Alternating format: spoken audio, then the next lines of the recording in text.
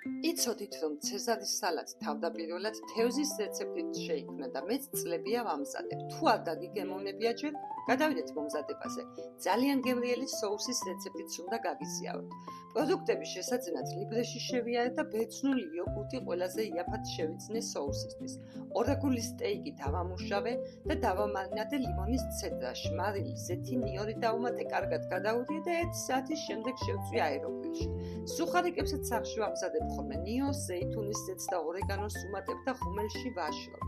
სოუსისთვის პარმეზანი ავიღე გავხეხე წმინდად, ლიმონის ცედრა ცოტა მეტი, 1 ჩაის კოვზი თაფლი, დიჟონის მდოგვი, ზეითუნის ზეთი და ბერძნული იოგურტი. ლიმონის წვენი, მარილი და შავი პილპილიც დავუმატე და ხელის ბლენდერით გავაერთიანე. ამ სოუსის ძირითადი გემო ლიმონის ცედრა არის.